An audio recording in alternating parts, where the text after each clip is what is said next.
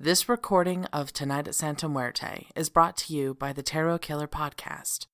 With Don McLeod as John Brixley and Kaylee Davis as Dorothy Bates, produced, directed, and written by Gene Bruce, and musical score by Russell Torres.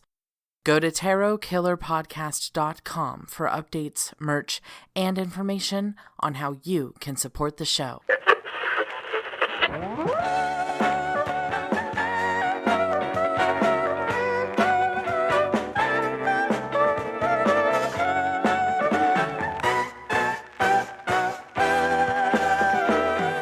Good evening, folks, and thank you for tuning in to Tonight at Santa Muerte. I'm your host, John Brixley. For today's opening interview, we have our local known medium, Dorothy Bates. Welcome to the show, Miss Bates. Certainly. Now, you have been rescheduling this interview for months now. 3 months, yes. And it was because you had to take care of your brother? That is correct. How old is your brother? Well, he's older than I am. Well into his 40s. He has a few internal struggles that I help him through. May I say something right away, Mr. Brixley? Of course. This show is known for its rumors and gossip, and I know that you called me here to see if anything about myself or my brother might be true.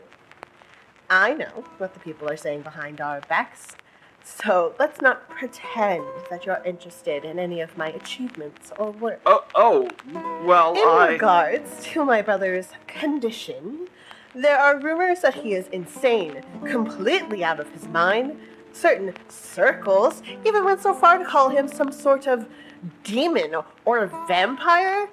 I can assure you, he is none of these things. I understand why you're getting anxious, but... I am not anxious. I'm upset. Please, Miss Bates, I'm not here to accuse you or your brother. It is true that we generally pursue gossip and rumors, but specifically so that we might be able to put such things to rest. And actually, I mainly wanted to focus on your relationship with the most recent murder that's happened. You mean about Benny? Oh, forgive me. I thought you were... Well, what did you want to know? Well, you are known in the city as a medium. Does that mean you can speak to the dead? Not exactly. It's too complicated to explain. So, yes, I speak to the dead. Have you tried to speak to Mr. Conrad? I believe the two of you were close friends. I've tried. Oh, almighty, I've tried. But it isn't as simple as that. And actually, it's a problem that I've only had once before. Oh, when was that? When I was asked to try and communicate with Bruce Morquay. Will you be able to elaborate, even just a little? I suppose. So, the way my abilities work, I can communicate with the life essences of those living and previously dead. They don't speak like in words. It's more feelings, hunches. So it makes things very vague and easy to misinterpret. However, the less uncertainty there is, the easier it is for me to pinpoint what I need. I know Benny is dead, just as I knew Ruth Morquay is dead. However, when I try to link my life essence with theirs, I get static. Static? What does that mean? Just as it sounds.